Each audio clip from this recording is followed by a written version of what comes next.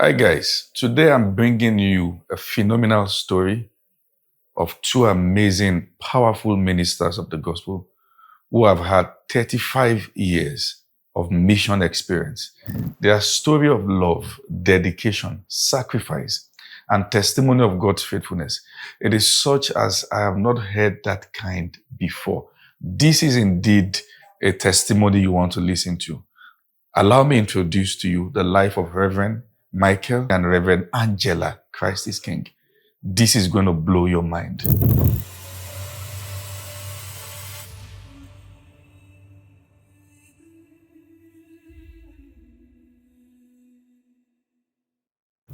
Thank you everyone for joining us. I'm Femi Lazarus, and I'm having in front of me today very amazing ministers of the gospel. Reverend Michael, Christ is King, and Reverend Angela, Christ is King. And they've been doing phenomenal mission work. I've sat down with them and listened to their insights. It is remarkable. And we believe it is something that people will need to hear. And I tell you, as we join this interview, there are amazing testimonies and stories, and also light and insight, in the aspect of your calling where God has called you. And I tell you, it will be a journey never to regret. And I want to thank you so much, Sandma, for joining us on this special interview today. We are so excited to have you here. Thank you, sir. First question, why did you agree to marry him? Oh no. Oh, wow. Has he started mission work before you both met? He actually, yes, he was a young evangelist in a denomination where I was saved. Which church was that? It was called Bible Missionary Church. In Nigeria? In Nigeria, just like Deeper Life kind of. Where in Nigeria? In the East. Amazing. Yes. And I got saved from background of Catholic Church, coming in, having an encounter of the Lord. And, I got saved in the church there because I went there for something to ask a question, and the Lord just took over my life. And a year or two after that, I was thorough saved. I was radical saved. My family were crying for me. They thought somebody did voodoo. They did all kinds of stuff. They fought the church. They sent police to the pastor. It was because I didn't know anything. I was born Catholic, raised Catholic, and then here, boom. And the transformation was so much. The Lord was speaking to me to everything, and I was changing. So in that's one day.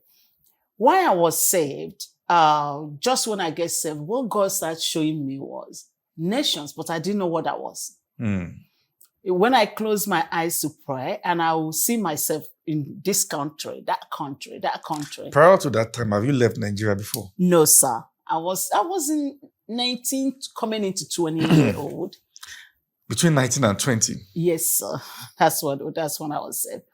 So, and didn't know anything about prophecy, didn't know about nation, didn't know anything. I was total novice because the church where I was born as a Catholic, we don't know any of that. And I didn't associate with anyone. Wow. Yeah, I didn't have any concept. Wow. But it was all fresh thing happening to me. And because of that, my heart was so filled. I knew God was sending me to the nation, but I didn't know what that meant. So that brought me to the place of consecration. I didn't know what that I'm saying it now, but that's what I knew. Yeah. So I will start praying, and I will ask the Lord to promise me that He will keep me to go to the nations. Wow. That was my fear. My fear was these nations I'm seeing promise me that you kept me. I don't know how many years. It may took me 100 years to cover it. That's how it was. And it was such urgency in my spirit. It was like a fire. And with that, he came along. I have known of him, but he didn't know me because he had come to our church and preached revival. Amazing. Which I went out, I was crying. Everybody in the church cried. And I've had both pastors, the elders in the church, highly respected, but he was very young. they will talk about him as a revivalist. When he preached, everybody cried. So the same thing happened. I remember that when he came to our church on Sunday morning, big church at that time. And when he preached, everybody would go to the altar. So he was a guest minister in your church? Yes, sir. But he is also in a denomination. But denomination has churches all over the Your country. church invited him to come preach? Yes. And later he still found a wife in that church that invited him? Yeah, that's what. Then we had a convention, like, Yes. you know how denomination had, yearly convention. So we had convention. We went there. I was there with my friends, our cut off altar workers. And after the preaching, that's how he came to me. So After he finished ministering? Yeah, he didn't minister that day. Okay. He didn't preach among the leaders that preached, but he was there. He came and he asked, can he speak to me? I said, sure, That's as a guest minister now? Now, he's a member. Okay, now he had moved from where he was to your church. Yeah, this happened in a I'm convention. trying to get the whole story. Yeah, Pastor, are you going there? This happened actually in the center. Like you have an annual convention Yes. that a church come together. So every branch from different in the district. Yes. And he was there in the district. So because he's an itinerary young evangelist, so he Yes. travels in the different districts. So he was there. And when he came in that night, church, the service has ended. And, everybody were in the hall, chatting, talking. And that was when he came to me to speak to me. He said, can I talk to you? I said, sure. Sitting down to hear him, there are many stuff in whatever he said I don't remember. But one thing I remember, because it was the thing that really was a problem, was that he said the Lord told him that I'm his wife, that he will marry. You shouldn't forget that. I actually did. I tell you the truth, I did. So everything he said, and when he finished and left, and I left, Yes. so I was upset. I was shocked because I hear other brothers and sisters. What year was this? This was it 1986? Ending of 85. 1985. 39 years ago. Yeah. Not 39. Well, about 39. Yes. You're right. Yes, Yeah. because we just turned 37 years of marriage. Yes. Amazing. Yeah. So when I went back, you know how girls do things. So I went back and I spoke to my friends who know him, because he has went to Lagos and preached in their church. And that, my friend, now they moved in the East for, Bible school and other stuff. So I went to her. I said, you can't believe what happened. He said, I said, do you know what happened? Do you know, Brother Michael asked me, he said that I'm his wife. I thought you said, this man is on fire. This man is so saved. I said, I don't think so. God didn't speak to him. Amazing. And you had no iota of feelings for him before that? No. Was he too on fire for you or too far away for you? Pastor, what happened was, because of that vision when I got saved, Yes. that the Lord was showing me, my heart was so completely filled. I didn't think I'm fitted to be a wife. Why I knew that I'm going to be traveling. Because in my mind, every time I close my eyes, I see myself from country to country. And I was thinking, I didn't know, which I told some other brothers that came, I said, no marriage. We can be as sisters, but no marriage. You won't want to marry me. Could it be because you are from Catholic? No, it wasn't because I was Catholic. Reverend mothers, reverend sisters. And nuns. Yes. I think that's where my inclination was going, because I felt for a wife, you're going to sit on, especially what I have noticed since I got saved. My friends, few of them that got married, they are pregnant, and then and I knew I wouldn't be there. I said, you won't marry a woman that will not be around, because that's all I was seeing. So I thought the Lord just going to have me like a nun, traveling, doing whatever he was showing me. So that I blocked marriage. And I was thinking that the Lord will, my prayer actually, I wasn't thinking, I was praying that he will actually carry me so that I will not disgrace him to do all that. So that blocked any word of marriage coming. So when he came, he stirred up a water that I didn't know was bad. Yeah. So when he said those things, I actually got upset. Wow. I got upset, which I never did with other brothers that came, that mentioned it. I just told them, I carefully, respectfully told them to let them know so they don't hang around, that this is not going to happen. And he sure don't want to marry me because I won't be there. So, but when he finished and left, and I told my friend, I wanted my friend to take a fight for me. To take a fight. Yeah, what I was thinking, that she will go and tell him off, because he was. So I know her friend. He knew my friend. I just and my finished friend revival meeting in their church in in their Lagos, church. and they came back. They were talking about him. He's everybody. So you have this high mind. I wouldn't even think he would even talk about marriage. That's how I was thinking. So when I told her that, my friend kept quiet. So after the convention, when we were leaving, he said to me, he said, "Sister Angie, I think you need to pray about that." I said, "Are you out of your mind? Are you crazy? You forgot God is coming to You told a fireman I that. told my friend. Okay. My friend. Okay. I said, there cannot be any marriage. That man did not hear from God. That man is carnal. She was shocked. And I said, why are you doing that? Go tell him. Tell him he's not saved. If he said, that's how I was seeing it. I said, how could he? He didn't hear God. I had God for nation. Why is he coming for marriage?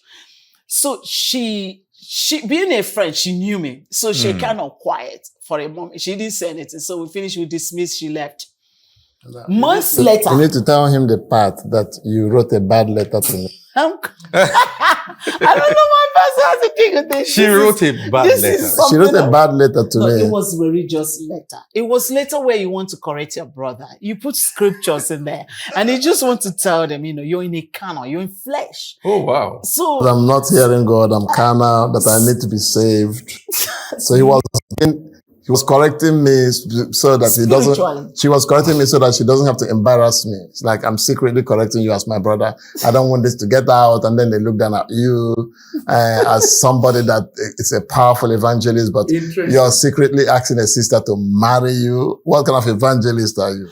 My virgin mind, remember, this is my first time encountering God. Yeah. I've lived life out there in the world. I wasn't that I was that virgin. But when I came to the Lord, there was a total transforming, like my life just 100%. started new. So everything was so new to me, and my dedication was wholesomely. To my mind, Catholic, there are people, when they get saved, they get saved. That's why Catholic people are very strong. Yeah. They get really saved if they're genuine. So that brought me to a place where I was saying this things. Now, before she continues, I need to bring my own part of the story. Yeah. And then she will finish her part. You will finish your part. It is important because as a young man, I was of the same mind. I made up my mind that I'm not going to get married. And really? Yes, I was thinking the same way, that the ministry was just taken up by us. I didn't have to open any door. God just gifted me, and the leaders would take me to different churches to hold missions, revival for their churches and different things. And the Lord was just moving. If you ask me what I preach, I don't even remember. I just know that I showed up and God showed up every time. There was so much transformation going on. But the thought of marriage and the feeling of marriage hit me. So when it hit me, I just have this fear. And I tell people all the time, fear is an invitation to see God. And the Bible said, and Jehoshaphat feared and set his heart to seek the Lord. So I just started crying out to God, saying, God, please choose a woman for me. When I say I prayed. It was such a burden to me. And I said, God, if you have never spoken to me before, you must speak to me. He said, because if I make a mistake, I'll blame you. I cried out to God day and I was very serious, and I knew that God had the power to choose somebody for me and give to me. That's how I just believed, my simple faith belief. And I cried day and night for 30 months. I didn't hear a thing from God concerning this matter. One day, I walked into our convention. I had preached somewhere early. It was a Sunday. I preached somewhere Sunday morning, which is outside our denomination. Another church invited me. I preached, and then I came back to meet our own service, the morning service. This is convention from churches coming from different places to hold a national convention. So when I came in, they have dismissed. You know how when people dismiss, they're in fellowship or fellowshipping, talking, and I saw her. When I saw her, I've never seen her in my life. The Holy Spirit spoke to me as clear as day. That is the wife we've been praying for. So I just walked up to her and I announced my intentions to her and told her what the Lord told me. And she just about fell off the chair. And she almost fell off. She almost fell off the chair. It took her 6 months of struggle to respond to me. But I knew that God spoke to me. So I didn't worry about it. I put it in God's hand. I just went into my rest, so to speak. There's a misconception in our generation now. Yeah. And I just want to ask for balance. Yeah. Apart from the word God spoke to you, did you have any feeling for her? I didn't have any feelings. There was no, I didn't know her before. I don't know her name. In the course of asking her out, you didn't develop any feelings? There was no feeling. It was just one time sitting down right here. You know how you're taking the bus? Are you saying you are still running this marriage for about 37 years without any feelings? No. The feelings came now. Okay, came. Yeah. During the course of the year before we got married, the feelings was downloaded. You know, yeah. So, but you moved in obedience first. Yes, I moved in obedience first. Of course, the feeling came strong. In fact, we had to make a decision from day one that there will never be a body contact as far as shaking hand is concerned. So, and we didn't shake hand until the day we got married. So, but just a cautionary thing that you do when you know you are not strong. Your God is your strength. You walk in wisdom. Yeah. You know, so to speak. But the bottom line was that I believe with all of my heart if I'm a child of God. Now, people may disagree with this concept because God can deal with people in different ways. Because somebody saw someone, dated them, grew close to them, and there was no voice from heaven to them, does not mean it's not God. But for me, marriage is so important. The person you're going to live for life. You've been running alone, suddenly you're going to be tied with somebody that will make decisions with you.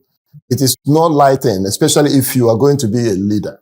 So it was that important to me that when I cried to God, and because 30 days is not a month. 30 months is not a short time. Yeah. To stay that long without hearing a word from God can be discouraging.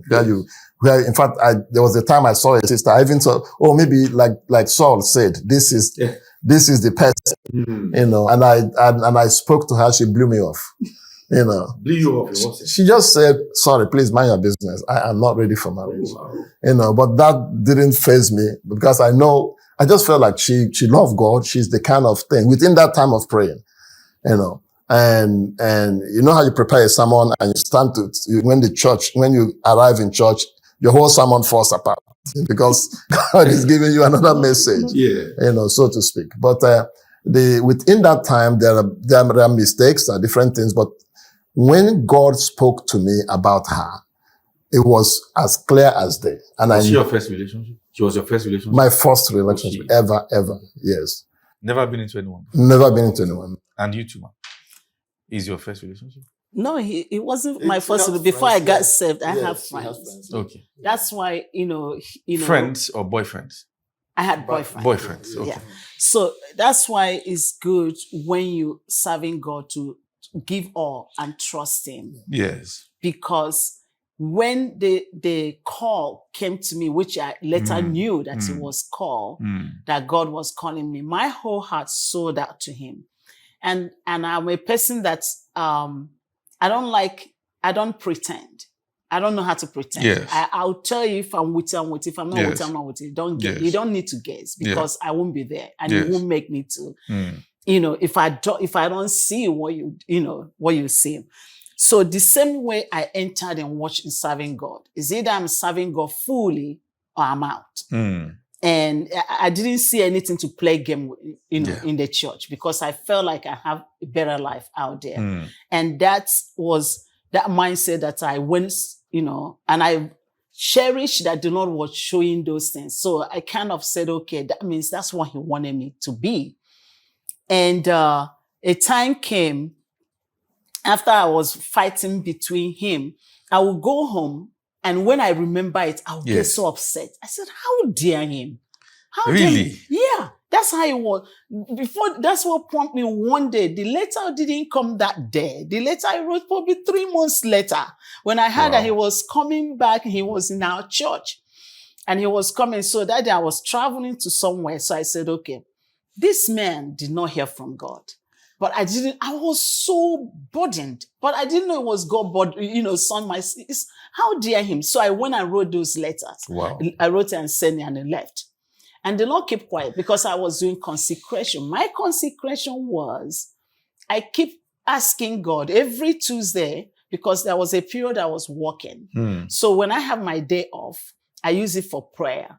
And I will say to the Lord, promise me you will keep me. Mm. That was my whole thing. Prayer. Promise me you keep me to go to the nations without disappointing you. And one of the things that was, anything that bothered me that the fear I had as a new believer was, she used to be on fire. Because I've heard them say, oh, that brother, that sister used to be on fire, but she's not now. So if I might interrupt, maybe Yes, sir. 2 very important questions around this area. What made you change your mind? What made me change my mind was 6 months later, the district superintendent of our church in Aba had come to me and asked me, can I go to Port Harcourt, that there are missionaries coming? And that is in the home of the Reverend Maxi. Maxi. Yeah. And his Amazing. wife and some other white missionaries, that came with him that time.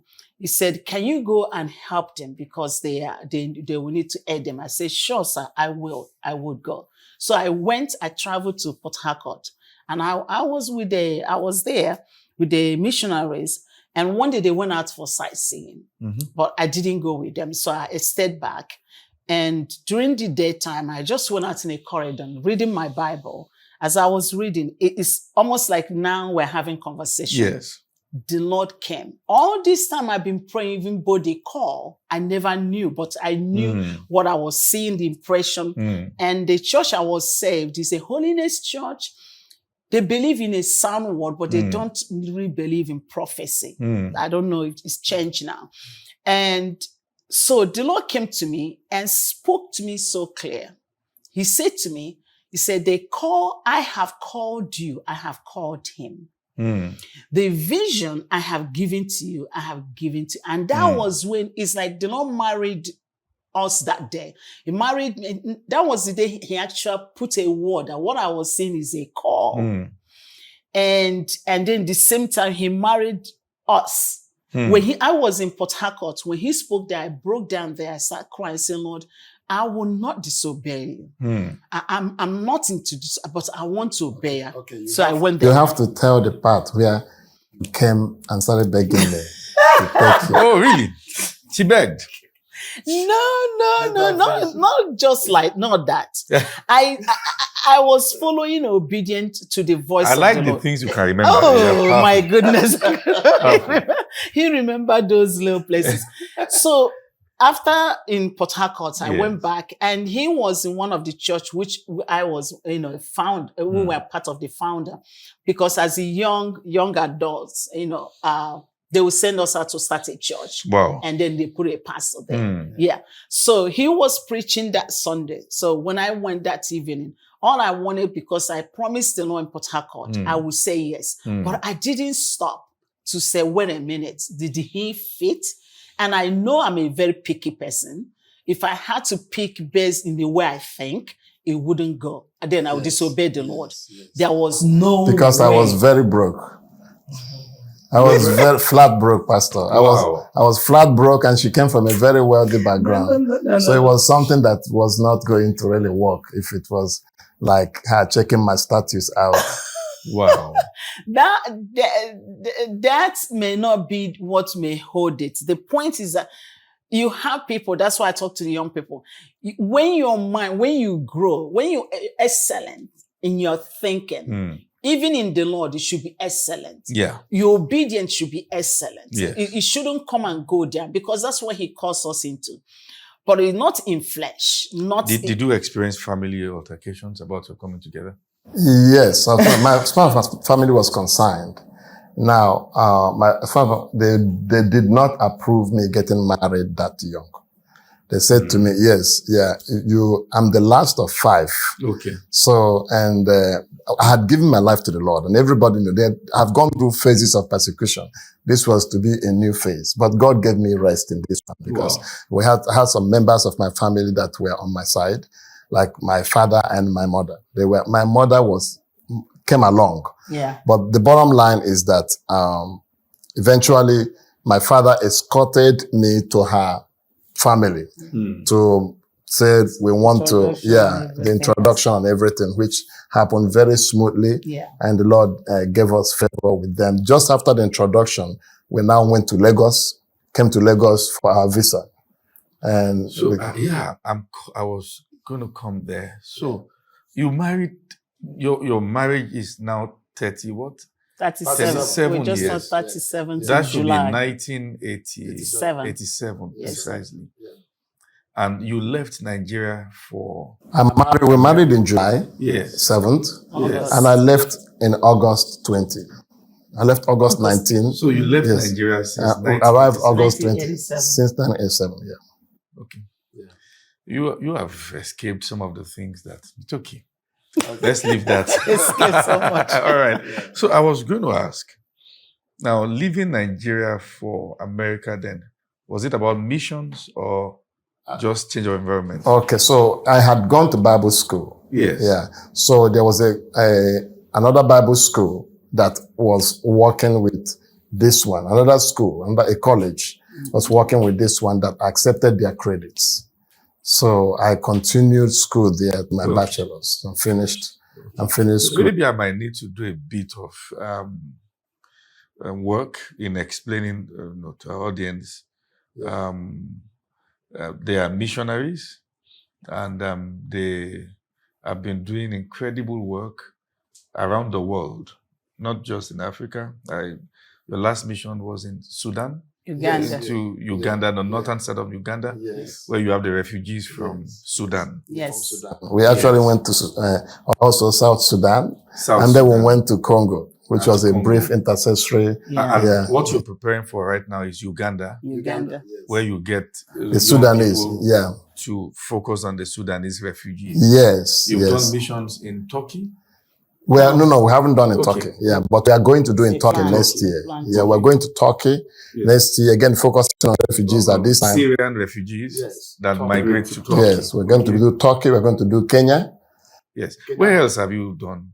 What other missions? We have ourselves and our team have done missions in 17 nations. Please, can you mention a few? Okay, in Ethiopia, in China, in North American countries, Argentina, Dominican Republic, Haiti. We were there during the 2012 when they had that big earthquake, 7.2 that magnitude. Yes. So, but most of our mission work has been home mission. I'm part of Assemblies of God Home Mission in the U.S. So we did a lot of work in the Carolinas, in New York City. We did a lot of work. We have held over 10,000 evangelistic services in this past 35 years. 10,000. 10,000. Yes. So 28 of that 35 years have been full-time missions. But before that 28, about 28 minus 35 is like 7. How many? 7, right? Yes. So 7 of that 35 I was teaching and serving in secular work and so on and so forth. But so that is our main mission thrust has been evangelism. Okay, so I want to ask a few more questions. Yes, in listening to ministers who operate beyond Nigeria, there are some concepts that they really don't believe in. But before I ask you that question, I'd like to ask you this. Are you full-time missionaries? Yes, sir. We are full-time. We've been full-time for 28 years now. We've been for 28 years. From United States, yes, we're full-time. How do you get your bills paid? How do I get our bills paid? Yes. Basically, there are two forms of missionaries as far as raising funds is concerned. There are totally, and that's our organization believed in that, which we didn't quite succeed in doing, totally fundraising missions where you have to raise your budget. If you don't raise your budget, there's no way.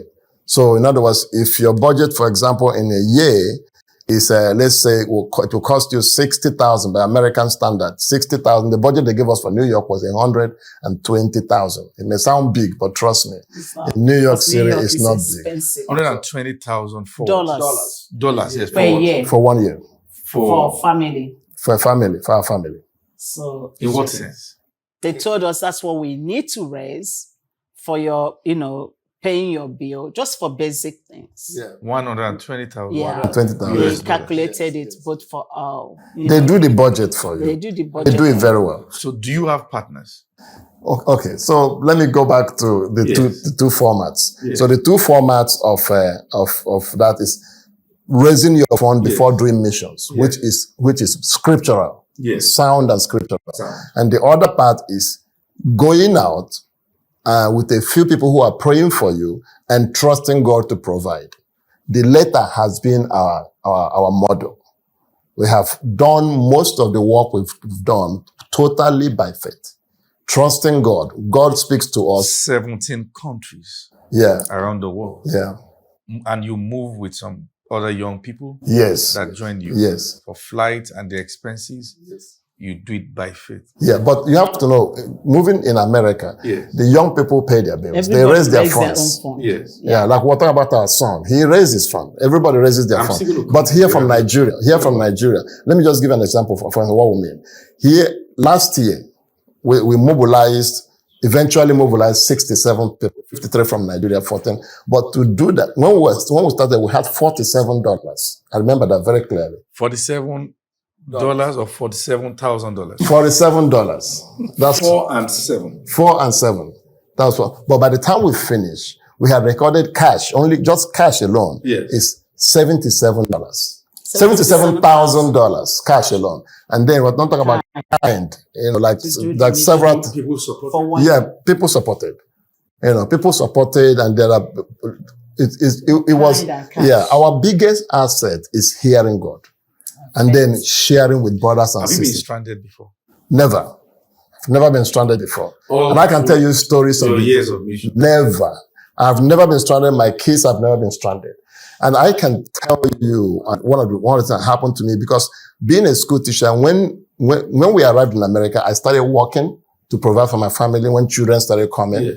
So for that 7 years, we bought a home, we bought everything, and I was working. You have your own.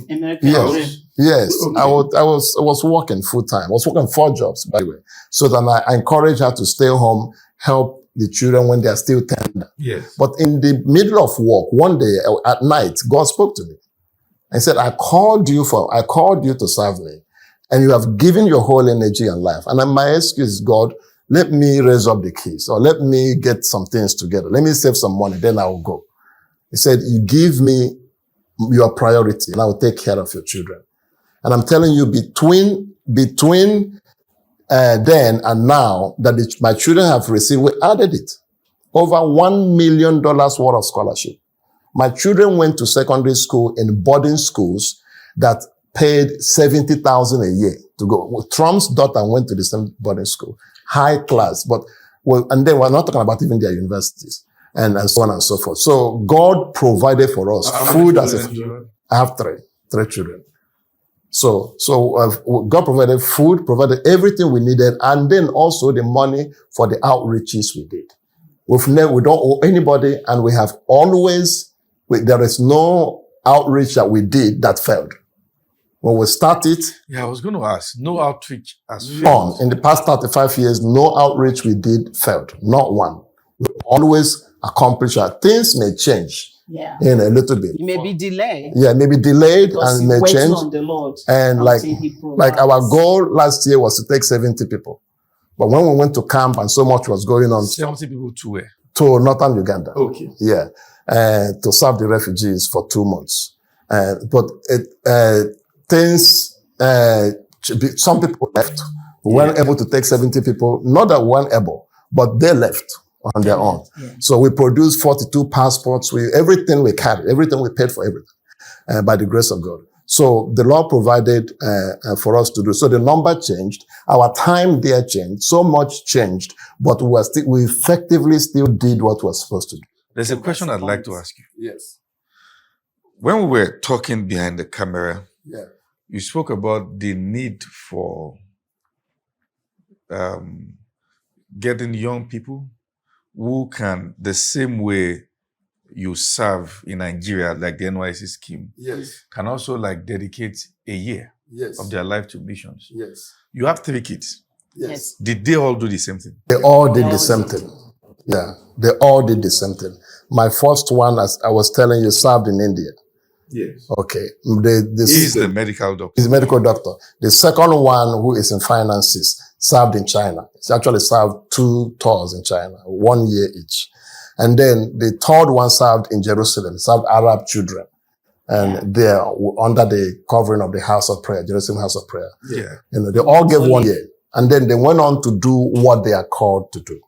But I can tell you, they all have a heart for missions. So much burden for mission. That was an eye-opening view from God's own islands, so to speak, to see the nations in need, to see the need of laborers, and the need of supporting missions, the need of praying for missionaries, and the need of mobilizing missionaries in a way we couldn't teach them. So you can imagine members from your church, young people from your church, you're releasing 10 of them to go. They will come back, I guarantee you, they will never be the same. Amazing. The young people that are not even qualified in your church to be ushers will be bishops among the refugees. Yeah. We saw them teaching, and how sound they were and how passionate they were. They would teach and they would pray. You see them weeping over these refugees, and ministering to them. At night, we prayed prayed almost all night long. And then during the day, and they have energy. During the day, they're up, we eat breakfast, we're in the field, and they're ministering all day long. And they come back with so much joy and testimony. Did you know that God did, somebody was healed? I prayed for somebody and they were healed in front of me. They lived. So when we were folding up to leave, many of them were asking, can't we stay? Can't we stay a month longer, 2 months longer? Can I talk with my sister? She says she wants to stay with me. Can we stay? And so on and so forth. Yes. God is doing phenomenal things in your ministry, and it's so beautiful to hear. Yeah. And one of the things I hope people will learn from this interview is the fact that God is doing amazing things around the world, and there are many servants of God that are, eating not so much noise, and yet so much is happening. Your records are amazing. They are really dangerous to look at. The things we've discussed. We're raising children, 3 males? No, two boys and 1 girl. One girl. In America, a country that is experiencing fast moral decline. How have you been able to raise children that yet love God enough to go for missions across the world? One of the ways I answer people, and people ask me this question all the time, because some of them, their children is their headache. They're either trying to help them with drug issue, or they're just rebellious. They will not. I never experienced that. And I don't have psychology in raising children, and I don't consider myself a good child raiser or whatever the case may be. I don't know. All I know is that my children followed us as we followed the Lord. They followed you. They pursued us. If me and mom, we're fasting, they will come into fasting. They go on their own fast. Yeah, they go long fast to the point that my children will hold me accountable. They said that this is what the Lord is telling me, and so on and so forth. There was a time, because we didn't have television growing up, the kids. So they were under our tutelage. And if we wanted to watch movie, we rented movie, and the whole family will watch it together. Amazing. So, and the kids will go into this consecration mode, and they will say, the Lord told me for the next 1 year, I shouldn't watch a movie. Yeah. Amazing. And it's amazing the result that will come out of that, the revelation So each time there's a movie time, the Lord says you have to read the word or you have to read a book that has to do with so and so during that time. And it's so incredible. My son, I remember what you said yesterday in church. My son, in school, the middle one went to Notre Dame, University in Indiana. Okay. He called me one day and said that when he just entered into school, he said that God spoke to me that I should never hug a lady. He's tall and handsome, and there were so many girls in the school. So whenever a girl comes to hug her, she would stretch out her. Now, I didn't teach her that. I didn't. But the Lord was teaching them, for us. The Lord did a lot. There are certain things we taught them, but we never really did here. But how God, they love us passionately. They honor us. They respect us. Amazing. And they love the Lord. I believe they love God more than we do. And they're running for God. Their whole heart is mission. And it's, if you let them, they want to leave what they are doing and spend this year with us in Uganda. By the way, you've done amazing things. One of the issues we've had, seeing pastors' children who don't want to do anything around ministry. And, and for many who have been discouraged about seeing what their parents have gone through in ministry, there are stripes and there are things that we ministers do go through that sometimes are not pleasant. Yes. And I think sometimes it is the unhealthy exposure of this information to children at the phase of life that they are not ready for them to understand the sacrifices that comes. And sometimes I think it is the bridge, the gap that exists in following God. Such that it is one thing to obey. It is another thing to know how to follow instruction. And there are consequences when people don't follow the instructions and which can bet certain experiences that are not palatable. And I want to believe that your ability to follow God to the latter, which in turn also produce some level of response from God, if I use that word, also went a long way to reinforce, the heart of your children. That when you follow God, He's faithful to take care of you. He's faithful. The safest place in the world is in the will of God. And we've done some crazy stuff. When our daughter was preparing to go to Jerusalem, it was at the height of rockets falling in Mount Olive, in that same area that we were sending out. We were watching it on TV, and pastors told me, you can't send your daughter there. I said, he that looketh at the wind or at the sky will never sow. So this is what God has spoken to us. Let her go. And it is better to obey God and die obeying Him than to be safe. So to what you call safe, outside the will of God. And she went there. It was one of the best experiences of her life. So, and we've gone to places and done things that people say you're absolutely crazy, but it was the best life-changing, hearing God and obeying Him no matter what. Have you been arrested before? Yes, I have been. We have been arrested. We've been thrown in jail. For preaching the gospel. Why? Yeah. For preaching the gospel? For preaching the gospel, yes. New York City. Was that a consumer bridge or what? Well, I remember that particular day, as a matter of fact. We had in 2009. October 24th, 2009. New York City. And the police officer, we do ministry. We have done ministry in the ferry. We lived in Staten Island, New York. That's where our office, everything is. And we will carry, young people will come with us and do team ministry. But we held Bible study in the ferry. The ferry that comes from Staten Island to Manhattan carries about 3,500 people. Amazing. And that's our church. We did Bible study every morning to those teams. That's a rush hour. The boat is filled up. We did Bible study, of course, because we're not allowed to use any amplifier. Probably about 500 or 700 people will hear you at the way the boat is built at the same time. So you stand on the boat? We stand on the boat. And raise your voice, preaching. Someone reported your what? No. We did that every day. So we've gotten over people reporting us because it didn't go anywhere. Okay. So, but this particular day, I call it the day Satan came to market. That's a day he comes. But that day he came. But this new officer that hadn't known us, the police officer that worked there, they know us. We're very courteous. We are very respectful. They know our teams. They know how we conduct. But we must hold Bible study We must teach the people. You pay for the ride just told by That particular, we pay for the ride in other places, Yes. but the ferry doesn't have charges. Because we Okay. live there. We live there. in the Staten Island. So Oh, we can amazing. take it free and go. So that day, that police officer was completely new. I've never seen him before. In fact, police people, they defend us. They protect us if there is a mob issue rising.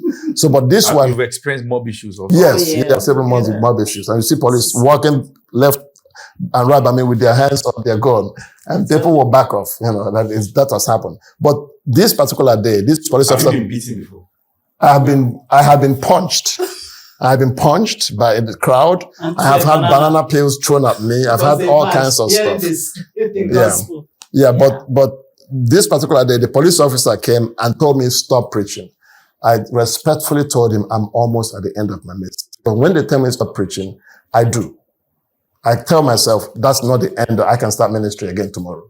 Because I don't want to dishonor the police in front of the public. Yes. It doesn't do good with their dignity and their authority. Yeah. So I whispered to him, I said, please, I'm almost done. Let me finish. And then somebody told him, it was in the night, as a matter of It fact. was at night. So somebody told him that a lot of people are drunk in this boat and they love this preacher, even though many of them are unbelievers. Yeah. If you touch him, there will be riot. Mm. So I thought he respected what I said. didn't He respect. backed off and I continued preaching only for him to jump on me and handcuff me. Wow. As soon as he did that, the people stood up. The whole boat stood up. They stood on their feet and they were saying, why are you arresting the preacher? Have you finished arresting all the criminals? And they are criminals. Fight They know broke that. out in the boat. Really? Yeah, it was, can you imagine, in the middle of It the was water? a riot. It was a riot. cannot Some people were on police side, some people were on my side, Preacher side. and they were started fighting all over the boat. People were fighting to the point that people wanted to throw people all overboard in the boat. And they called for what they call Blue 500. Yeah. The Blue 500 is helicopter when there is a crisis, they call every police officer that is not engaged to come to that center. But there's no way for them to come to the boat because in the middle of the water. So they had a helicopter flying over the boat and it was a big crisis. So finally the police officer was asked, they were taken to court, were asked, what did he do? Why did you arrest him? He said, he told them that I beat him. So Really? did he bite you after you arrested him or before you arrested? Did you bite him? I did not bite him. Not after also. I did not bite him. So I don't even remember biting anybody in my life, much more a police officer who is carrying it. He can shoot you. Police are honored in Yeah. US. Yeah. I never. These things are In fact, when happening he now. said that, when he said that I have beaten him, somehow I said, maybe I beat him. Because I never believe a police can lie. Especially in the US, I never believe a police officer can lie. I said, if he said I beat him, then I beat him. It was my pastor. A pastor friend of mine came to me and said, wait a minute. Pastor Mike, you did not bite anybody. I'm saying, I didn't. And I was so traumatized by the whole event that by the time we came, the boat docked. Wow. Police officers were Squads. everywhere. It's like an army Wow. of people everywhere because what they had, The they waterway. thought the boat was, they had been taken over by terrorists. I don't know what they had. They Wow. will not take, they don't play with that. Yeah. So what led to our own arrest? Well, Well, mine was because two of us were together. Yes. Let me tell you how that day was very ordained by God. That night wasn't even the night we go out for our preaching. we didn't go out for preaching. It Were you was- arrested during the day or at night? It was It was at at night. It was at night. We had gone to one of the boroughs to hear David Oyedepo, the first time in our life. The first Wow. time for us We to never actually, had. I never saw him. Somebody That was the had first told He time. came around. Yeah, he was in there Queens, New York. Yeah, Mm. ministering to the ministers. So somebody said, this man, and they told us some things about him.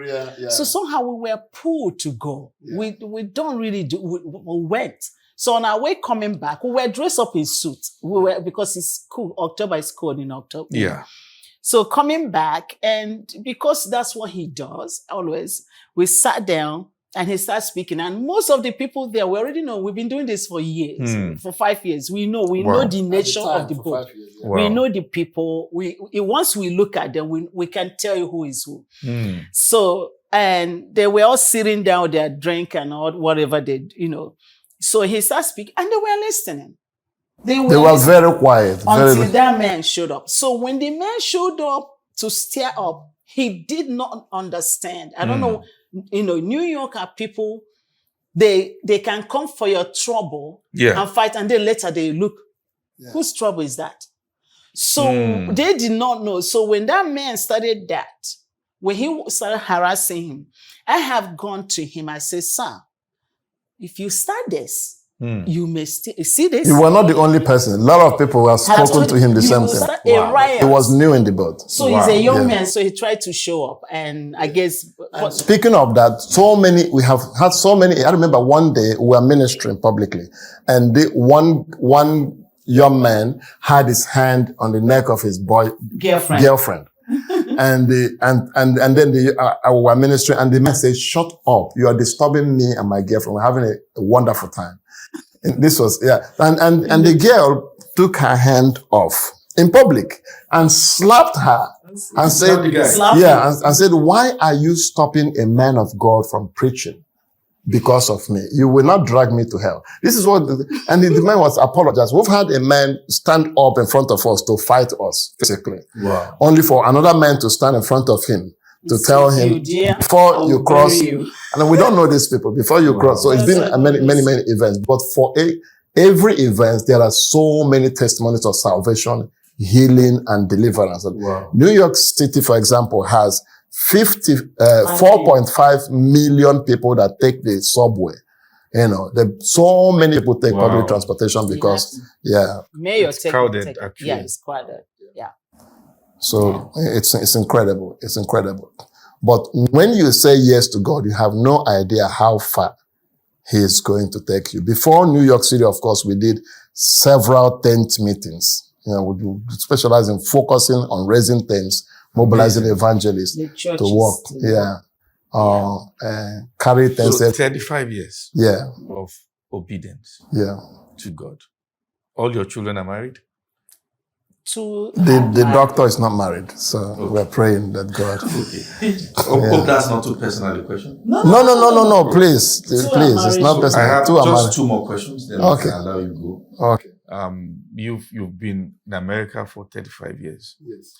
I asked you behind the camera that if you put America side by side with Nigeria, how would you diagnose the challenges on both sides?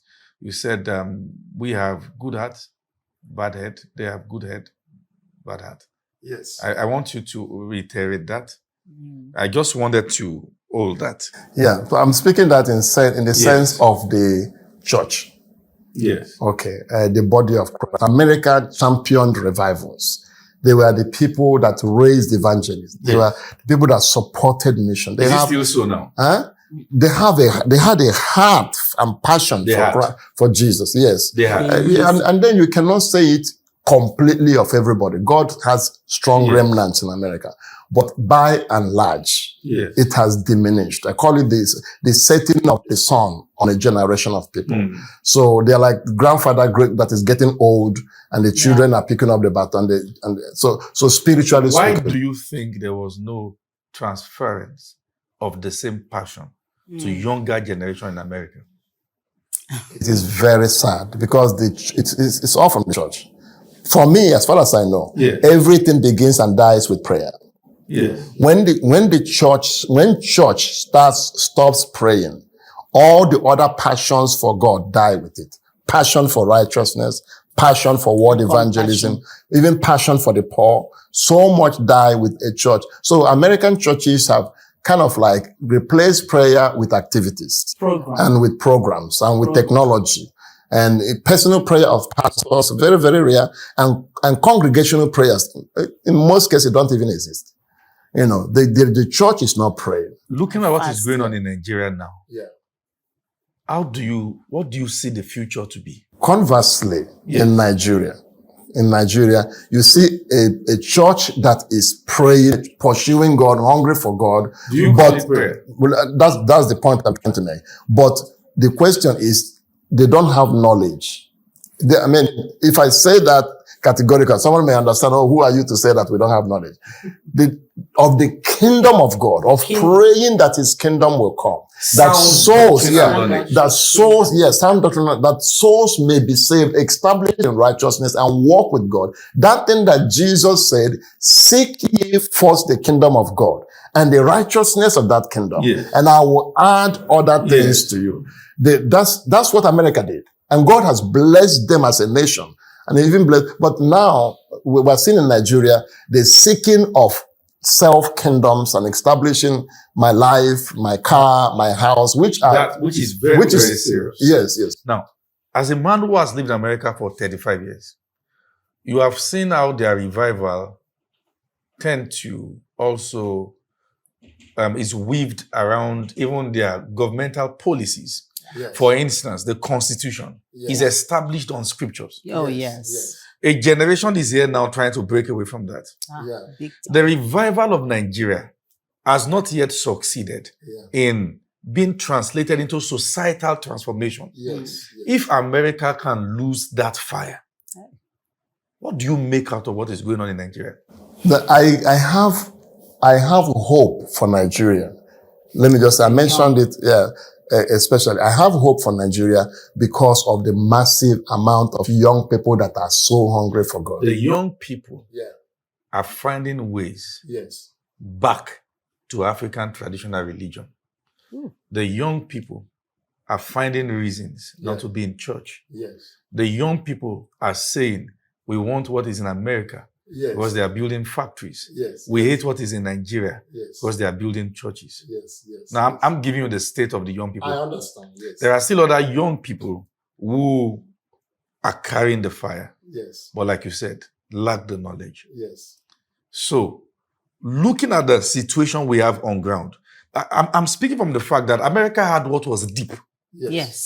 We had the likes of T.L. Osborne, we had the likes of Kenneth Hagin, we had the likes of strange men, John Austin, men who rose and changed dynamics. We have Billy Graham. And transformed their society, Billy their Graham communities. stood with several presidents. Yes.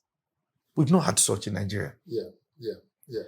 And America is still standing on what is left, the crumbs of the revival that was so deep. Now we celebrate something, I don't want to call it pseudo revival. But the depth has not penetrated into societal transformation yet. Yes, but this is what I was telling my sister, the pastor, your wife, when we were at the table. And this is very, very important. When we were coming to Nigeria, God gave us a word out of Genesis chapter 1, verse 1. It says, in the beginning, God created the heaven and the earth. And then he went forward and then he went backwards. He said, the earth was without form. It was void, and darkness was upon the whole deep. But it said the Spirit of God was moving in the surface of the deep. So there is this catalyst. The Spirit of God is moving, but it's like kerosene is poured on something or fuel is poured on something, but there's need of a match. I feel like Nigeria is watered with fuel. There is a need of a match. The very key ingredient for revival is hunger. Okay. And situations in life can create high level hunger for God. So one thing undeniably you cannot say about Nigeria is that they're not hungry for God. So they are very, very hungry for God. That God should raise men and women that will preach and treat and teach righteousness. Young people will catch fire. They are willing, they are willing to be taught. They are willing to run. They are willing to do whatever it is we want them to do. But there has to be a consistent preaching of righteousness in the sense of holiness of life and walk, righteousness in the sense of justice, doing what is right, even when it hurts. Righteousness in the sense of don't take your neighbor's property because it's not yours. Righteousness in the sense of obeying God in the Great Commission, putting Jesus first. He said, if anyone will come after me and not deny themselves, and pick up their cross and follow me, he will not make it. If we will preach righteousness, our young people will run ahead of us. We'll see a revolution. In the next 5 to 10 years, we will see a transformation and revolution. But the thing I really that really touched my heart is that, God, please, don't let prosperity overtake the preaching of righteousness. Because if in this broke situation and unstable government situation, we are now doused with prosperity, the prosperity of the food is what kills it. Yes. So if we become as prosperous as the people we look to in America, in a way, We're not going to make it. Because we don't have any foundation of righteousness. We're not gonna make it. The places we are emulating, they have that foundation. And even with that, It's still shaking. Yes. So, but I'm believing God's faithfulness because there has been a lot of cry from men and women in this. Nigeria has solid men and women that love him, passionately that love him. And that is why Nigeria has not been overrun, I believe, by other religion that want to see us wiped out. Yes. So, and I believe that Nigeria is where it is at such a time as this for world missions. That God may saturate the nations with the gospel. We have them. Young people that love God, passionate, and potentially will do a lot for God. That is why last year we took 53. This year we're taking 1,000 young people. As we are speaking right now, we have over 700 of them already registered, going. And they will be... For the Uganda work. They will live, for the Uganda work. They will live in the refugee camp for 6 months. So next year, we're believing that we will be able to live in the camps for 9 months. And I'm loving and serving the refugees and being kindled by what kindles the heart of God. So I tell my people all the time, may the pleasure of God be my pleasure. May I not have pleasure in what displeases him. So if we match our pleasure with the pleasure of God, there's no level that he will not take us. Some of these young people, God will make them people of influence that will make decisions that will help turn our country around. But God is the one that exalts a nation and dethrones a nation. But we must pursue God first. I have high hopes for this country, very high hopes. And I'm believing God that the end time revival has a lot to do with our young people here. Oh, we just want to thank you for making out time, despite your busy schedule. You have flight to catch and you've made out time to be here. And like I've always said, that success and prominence are two different things. At the end of the day, it is God who is the ultimate judge of what exactly we all have been doing. I'm sure you've been blessed listening to their phenomenal stories, their mission work, their testimony of faith, and all the amazing things God has been doing with them across the world. And we are just so grateful for the gift of you. And you've said really, really amazing things today that we cannot forget in a hurry. Just to close, if there's any closing remark from you. Yes, I want to make an appeal to young people out there. If you're a young person at this particular time, we are recruiting young 20 to 35 year old, and we are recruiting graduates, whether it's from Bible school graduate or university, polytechnic graduate, and who are born again and spirit filled. And when we talked about giving 1 year like you give to your country, we're asking you to give 1 year of your life to missions. We will provide whatever is necessary for you to do that. So you cannot say, I don't have money to go. By the grace of God, we are trusting God. He's never failed us. He will not fail us today, because mission is the passion of the Lord. That's why he gave his son, and that's why he gave his life. So we believe that the ends of the earth will be reached through our obedience. So we're asking you, if you want to come, we will secure a passport for you if you don't have one. We will pay for the flight ticket, your feeding, your ground transportation, whatever is necessary to make it possible for you to come if you qualify and meet this criteria. And we're also asking churches and pastors to support in whatever they can. If somebody is coming from your church, you can help sponsor. If 10 people are coming, you can sponsor 5 or 10 of them. But whatever you cannot do, by the grace of God, God will provide for life mission. If you're a business person, people pay for distance and make it possible. The transformation in the life of these missionaries and transformation in the life of the refugees is beyond what you can imagine. And we're asking even adults that want to sponsor themselves to come and see what God is doing, you're welcome to come. Medical teams and different people that can do different things. But what we are focused on is taking the gospel to these people. Last year we passed close to 100,000 Bibles. And this year we're going to pass much, much more as we seek to disciple these refugees by the grace of God. But we cannot do it alone. It will take the whole church to take the whole world to the whole world. And we can do it. We can reach our generation. To take the whole church. To take the whole world. To take the whole world. To the whole world. Yes. Yes. Amazing. By the grace of God. Thank you, sir. Thank you. Thank you for your resilience over the years. It is so beautiful to see what you're doing. And there are images you are seeing now on your screen that some of their mission works across the world, from Uganda to Sudan to other places. And you have numbers on the screen with account details. We'd like to request. And I've always said this, that every church and every believer should have at least a mission field that you are partnering with.